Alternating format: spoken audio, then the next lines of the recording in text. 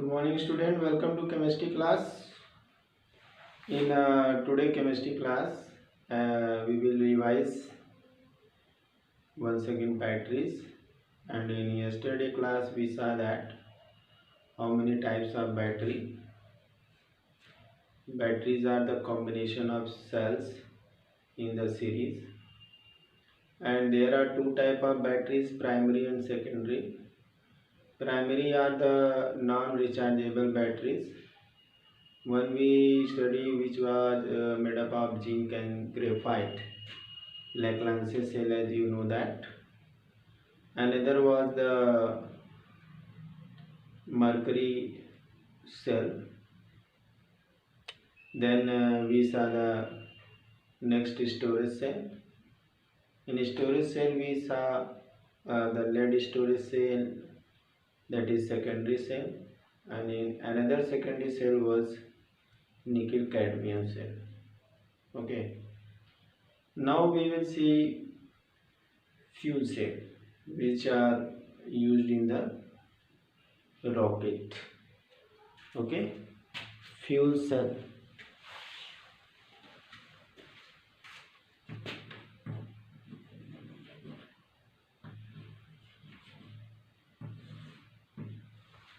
Fuel cell, the cell which convert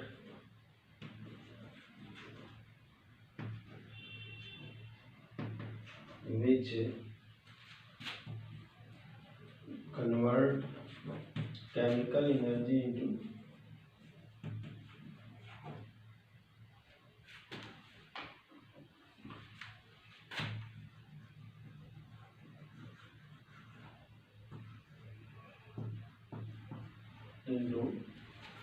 electrical energy.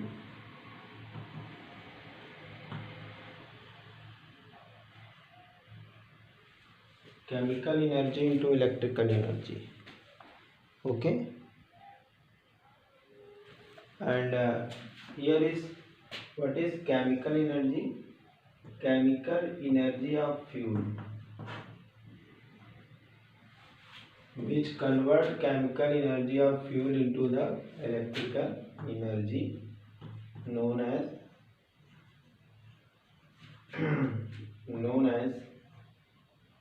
fuel cell.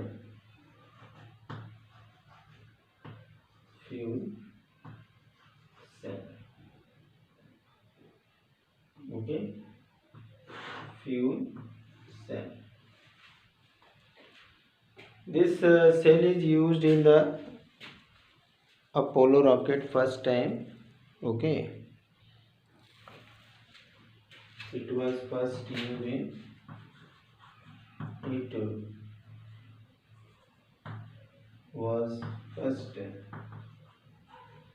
in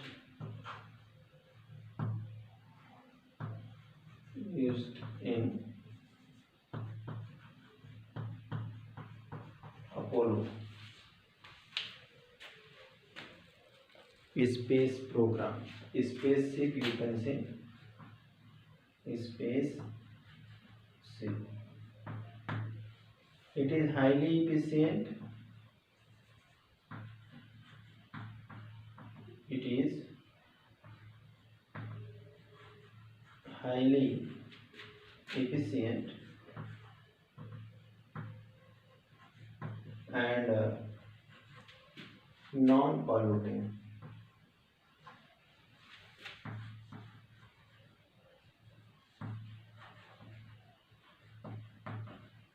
Inside. Okay, fuel cell fuel की chemical energy को electrical energy में convert करता है। और ये फ्यूल पहला जो है कि अपोलो एयरशिप में यूज़ किया गया था, स्पेसशिप में सारी, और ये हाईली इफिशिएंट होता है, बहुत ज़्यादा एनर्जी प्रोड्यूस करता है और इन्वायरमेंट को किसी भी तरह का कोई भी पोल्यूशन भी नहीं होता है। नोट कर लीजिए। इसके बाद हम लोग नोट कर लेते हैं कैथोड पे क्या होता है, एनोड पे क्या होता है, किस तरह से सेल काम करती है। ठीक है।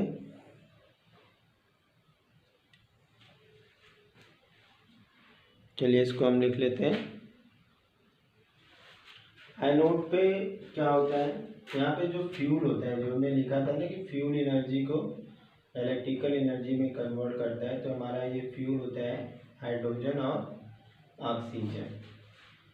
यहाँ पे हाइड्रोजन 4OH माइनस के साथ 2OH माइनस के साथ रिएक्शन करके H2O बनाता है और 2 इलेक्ट्रॉन रिलीज करता है। कैथोड पे क्या होता है, यहाँ पे H2O ऑक्सीडाइज होता है, 4OH माइनस बनाता है। ठीक है, अब अगर इस इक्वेशन में हम 2 से मल्टीप्लाई कर दें, ठीक है, तो ये हमारा हो जाएगा 2H2 plus 4OH minus gives 4H2O plus 4 electron. तो ये हमें मिल जाएगा ओवरऑल रिएक्शन, ओवरऑल रिएक्शन। ठीक है, यहाँ से 2H2O बचेगा, 2H2O, ये electron 4OH minus 4OH minus, तो क्या बचा है यहाँ पे 2H2 plus O2 gives H2O। ये जो वाटर होता है वो पोर्टेबल होता है। ठीक है, पोर्टेबल वाटर बना करके जो स्पेस साइंटिस्ट होते हैं, स्पेस शिप में जो होते हैं, वो उसको यूज भी कर सकते हैं। तो इस तरह से फ्यूल सेल जो है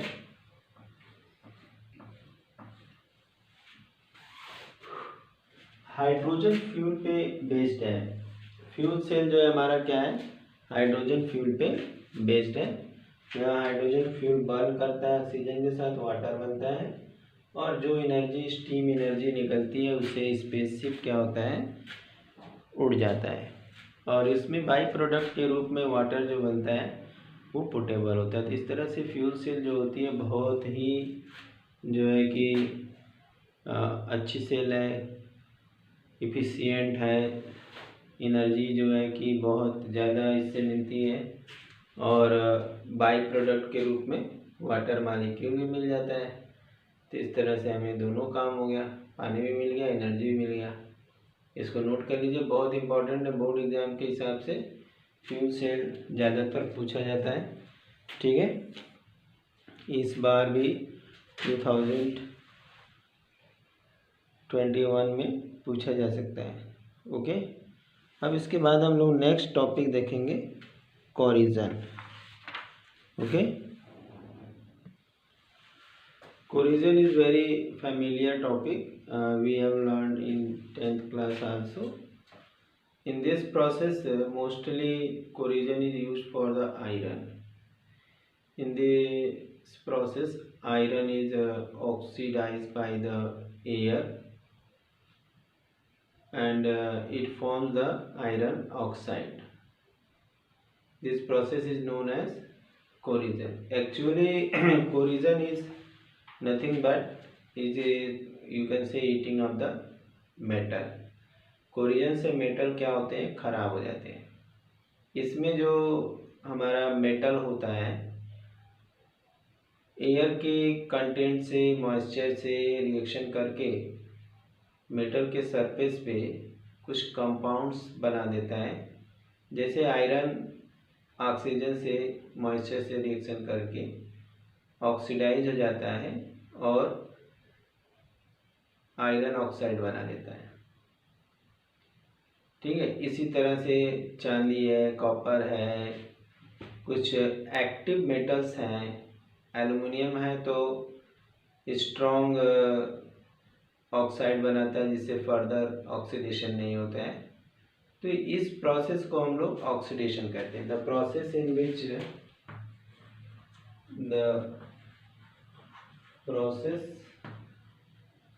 विच metal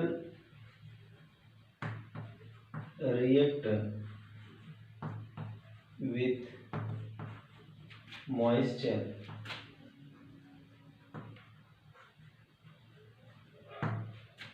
in air,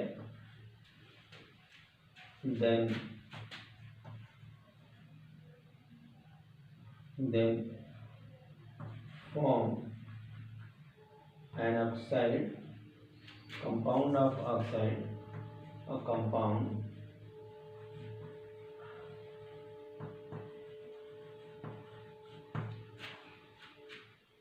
of oxide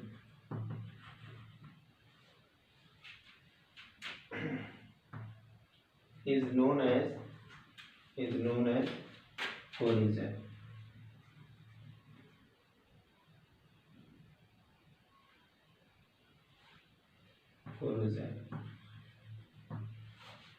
okay, जैसे रस्टिंग ऑफ आयरन, कॉपर। वैसे तो रस्टिंग वर्ड यूज किया जाता है आयरन के लिए, copper, silver, okay, and aluminium,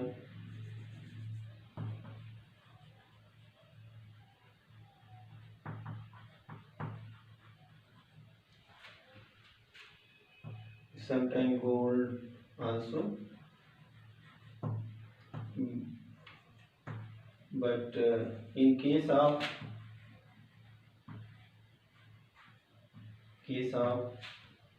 copper, aluminium, silver Ag, and gold, a protective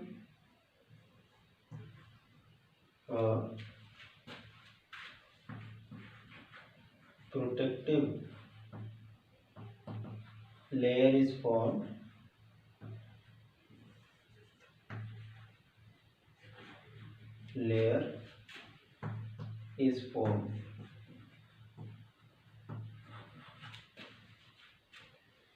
which protect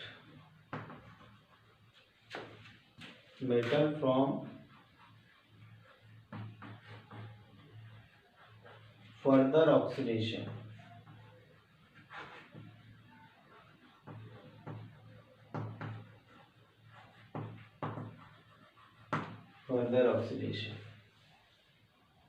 Metal react with moisture in air, ठीक है। और एक कंपाउंड ऑक्साइड का बना लेता है, जैसे आयरन ऑक्साइड, ओके, Fe3O4.Xs2, ठीक है। ये रस्ट है, ये rust of iron, copper, silver and aluminium, gold. तो in case of copper, silver, aluminium and gold एक प्रोटेक्टिव लेयर बन जाती है, ठीक है। गोल्ड को रिप्रेजेंट करते हैं Au से, एक प्रोटेक्टिव लेयर बन जाती है जो कि प्रोटेक्ट करती है फर्दर ऑक्सीडेशन से। एक बार जो है कि लेयर चढ़ गई ऑक्साइड की, जो एल्युमिनियम पे, कॉपर पे, सिल्वर पे, गोल्ड पे, तो वो मेटल को प्रोटेक्ट करने लगता है। लेकिन जो आयरन के ऊपर लग जाता है वो क्या करता है, उसे ईटिंग करने लगता है, मतलब उसको खाने लगता है, बर्बाद कर देता है। इसलिए कोरिजन शब्द को हम आयरन के केस में ईटिंग ऑफ मेटल भी कहते हैं, ठीक है, जिसमें कि ऑक्साइड जो बनता है वो मेटल को खराब करने लगता है, ठीक है। क्योंकि मेटल जो है कॉपर, सिल्वर, एल्युमिनियम, गोल्ड के कंपैरिजन में ज़्यादा रिएक्टिव है, उसका रिडक्शन पोटेंशियल इनसे ज़्यादा लो है, इस वजह से ये हाईली रिएक्टिव है और इसी वजह से इसका कोरिजन आसानी से हो जाता है। तो कोरिजन क्या होगा, एक बार फिर से जान लेते हैं।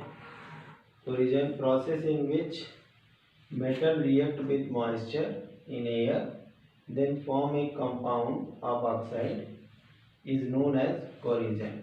एग्जाम्पल हमने लिया rust of iron, copper, silver and aluminium, gold. इन सब के केस में कॉपर, सिल्वर, एल्युमिनियम, गोल्ड के केस में प्रोटेक्टिव लेयर के रूप में कोरिजन होता है जो मेटल को फर्दर कोरिजन होने से रोक लेता है। ठीक है, तो ये हम ऑल अबाउट द कोरिजन जान गए और इस तरह से हमारा चैप्टर भी फिनिश हो गया। अब हम थोड़ा इसमें न्यूमेरिकल भी देखेंगे, कुछ न्यूमेरिकल लगाते हैं हम लोग। चलिए, इसमें हम लोग पहला क्वेश्चन देखते हैं। द मोलर कंडक्टिविटी ऑफ 0.25 मोल पर लीटर। क्वेश्चन है मोलर कंडक्टिविटी ऑफ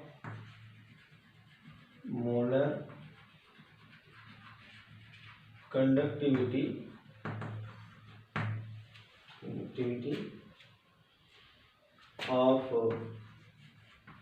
0.025 मोल पर litre methanoic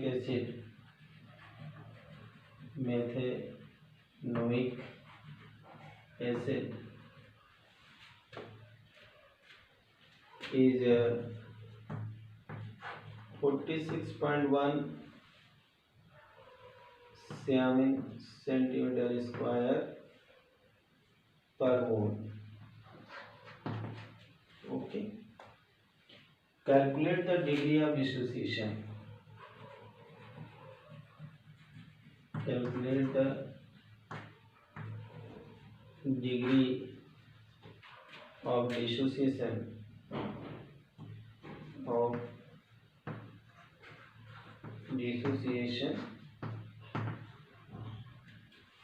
degree of dissociation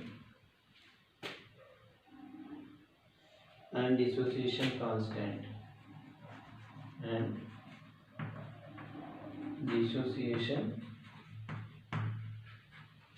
constant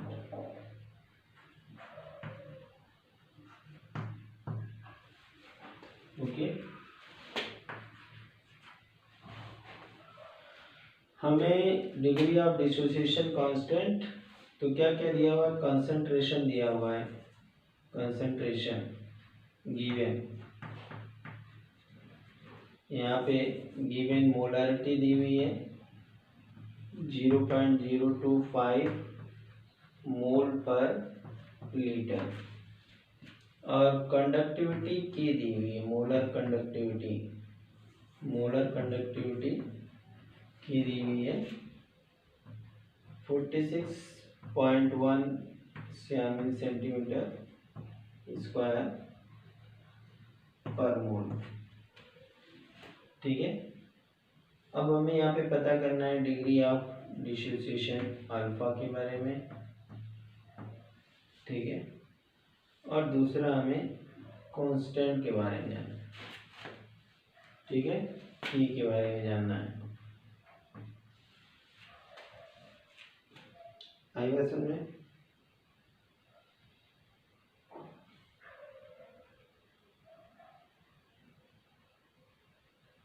और एक चीज यहाँ पे दिया हुआ है क्वेश्चन में, क्वेश्चन के अंदर गिवन है लैम्डा फॉर H प्लस, वो दिया हुआ है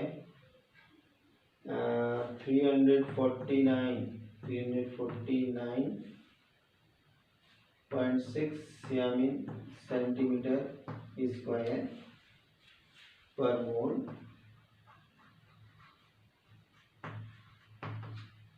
और लैम्डा फॉर एसिटेट आयन दिया हुआ है, यानी फॉर्मेट आयन COOH माइनस, ये दिया हुआ है 54.6 सेंटीमीटर स्क्वायर पर मोल। तो हम इसको जोड़ लेते हैं तो हमें अल्फा डिग्री ऑफ डिसोसिएशन मालूम हो जाएगा। क्वेश्चन में क्या दिया हुआ हमने यहाँ पे लिख दिया। ठीक है, हमें निकालना है अल्फा और के। यहाँ पे ये कंडक्टिविटी ऑफ सेल दिया हुआ है ये, और यहाँ से हमें डिग्री ऑफ डिसोसिएशन और डिसोसिएशन कांस्टेंट निकालना है। तो अब इसको हम इरेज कर देते हैं। ठीक है, ये हमने इरेज कर दिया। पहला काम तो हम करेंगे लैम्डा एम का मान वैल्यू निकाल लेंगे, और इसको निकालने के लिए lambda H plus lambda H C double O minus, इसकी वैल्यू दी हुई है 349.6 प्लस इसकी वैल्यू दी हुई है 546.6। तो यहाँ से हो जाएगा 12, 13, 14 हो जाएगा, ये 9, 10 हो जाएगा, ये 4 हो जाएगा। ठीक है, अब यहाँ से हम अल्फा की वैल्यू निकाल लेंगे, और अल्फा की वैल्यू क्या होती है? अल्फा की वैल्यू होती है लैम्डा एम अपॉन में लैम्डा एम। ओके, इसकी वैल्यू दी हुई है 46.1 और इसकी वैल्यू दी हुई है 404.2। ठीक है, तो ये इसका फ्रैक्शन आ जाएगा हमारा 0.114। तो यहाँ से मोल फ्रैक्शन की वैल्यू, अरे डिग्री ऑफ डिसोसिएशन की वैल्यू पता हो गई। अब हमें के की वैल्यू निकालना है। तो के की वैल्यू बहुत आसान है, के इक्वल टू होता है C alpha square upon 1 minus alpha. तो यहाँ से सी की वैल्यू 0.025 दिया हुआ है, अल्फा की वैल्यू 114 इंटू 0.114 अपॉन 1 माइनस 0.114। ठीक है, अब ये वैल्यू तो बहुत छोटी होगी, चलिए तो यहाँ से हमारी ये वैल्यू आ जाएगी 0.025 इंटू 0.114 इंटू 0.114 डिवाइडेड बाई, अब यहाँ पे हमको अगर 1.0000 कर दें, 0.114 कर दें, ये होगा 688, ये हो जाएगा 0.886। अब इसको सॉल्व करना है, बस इसको सॉल्व करने के ऊपर क्या आएगा, इसकी वैल्यू आएगी 3.67। इसकी वैल्यू आंसर यहाँ पे लिख देते हैं, के इक्वल टू 3.67 10⁻⁴ मोल पर लीटर। ठीक है, पहले हमने अल्फा की वैल्यू निकाल, पहले इसके लिए हमने क्या किया, लैम्डा नॉट की वैल्यू निकाली, स्टैंडर्ड कंडीशन दिया हुआ था। ठीक है, स्टैंडर्ड कंडीशन यहाँ पे दिया हुआ था, इसको हमने जोड़ लिया, फिर यहाँ से अल्फा की वैल्यू निकालने के लिए एक दूसरे से डिवाइड कर दिया, तो 0.11 वोल्ट आ गया, सॉरी 0.114 आ गया। के की वैल्यू होती C alpha square 1 minus alpha, ये वैल्यू यहाँ पे रख दिया। ठीक है, तो इसकी वैल्यू आ गई 3.67 इंटू 10⁻⁴। ठीक है, चलिए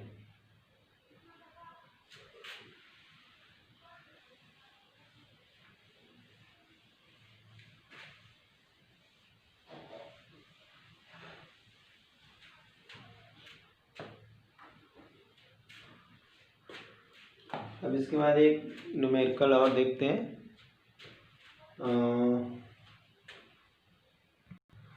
नेक्स्ट हमारा क्वेश्चन है, if A current of question if a current of 0.5 ampere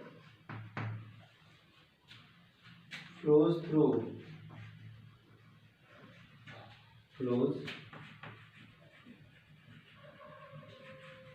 through a metallic wire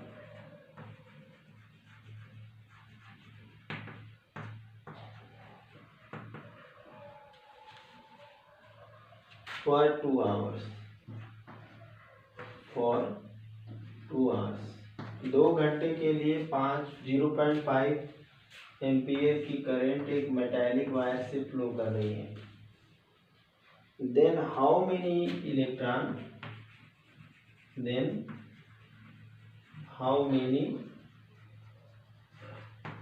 electron flow through the wire. Electrons flow through the wire. Wire के थ्रू कितना जो है कि इलेक्ट्रॉन फ्लो करेगा. ठीक है, हम लोग जानते हैं कि Q इक्वल टू क्या होता है. Q इक्वल टू IT होता है और इसके बराबर होता है NE. हमें ये पता है और ये पता करना है. सॉरी, ये दिया हुआ है. ठीक है, E इक्वल टू हम लोग जानते हैं 1.6 इंटू 10⁻⁻19 कूलम. तो हम इस फार्मूले का यूज कर लेंगे. N equal to IT upon E. I की वैल्यू 0.5 और T की वैल्यू जो होगी यहाँ पे 2 इंटू 60 अपॉन E की वैल्यू हो जाएगी 1.6 इंटू 10⁻⁻19. ठीक है, तो यहाँ से ये 0.8 हो जाएगा. ठीक है, ये 4 हो सकता है, ये 30 हो जाएगा, फिर ये 2 हो जाएगा और ये 20 हो जाएगा, फिर यहाँ पे ये 15 हो जाएगा और ये हमारी वैल्यू हो जाएगी क्या. क्वेश्चन ऊपर इरेज कर देते हैं. ये हो जाएगा N equal to 0.5 into 30 into 15 और ये जो पावर है ऊपर की हो जाएगा 0.2 है, 0.1 है, यहाँ पे 0.1 है. तो इसको 10⁻⁻20 भी लिख सकते हैं. ठीक है, अब ये ऊपर चला जाएगा तो 0.5 इंटू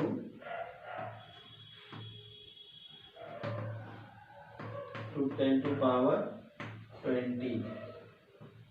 अब ये मल्टीप्लाई करेंगे तो 0, 5, 22. ओके, यहाँ पे डेसिमल हो गया इंटू 10⁻20 या यहाँ पे 2.25 इंटू 10⁻22 इलेक्ट्रॉन. ठीक है,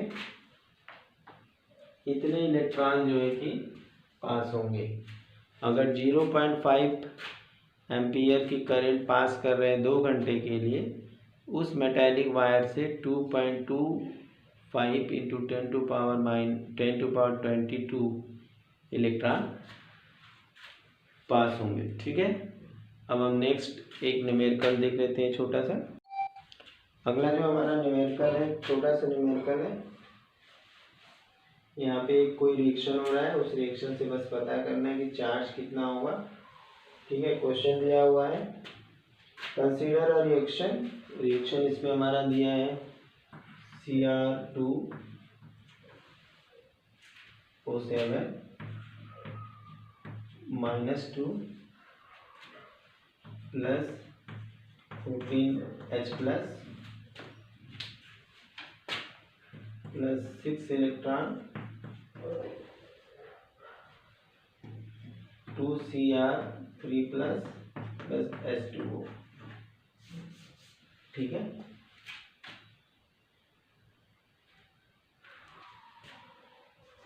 अब यहाँ से क्या होगा कि हमें निकालना है what is the quantity of electricity pass in Coulomb. ठीक है, इलेक्ट्रिसिटी पूछा जा रहा है, पास इन कूलॉम इलेक्ट्रिसिटी। ठीक है, तो ये जो इसके लिए वैल्यू होती है n इंटू एफ, और n इक्वल टू है 6 और f इक्वल टू है 96500। तो यहाँ से मल्टीप्लाई कर देंगे, हो गया 0 36 39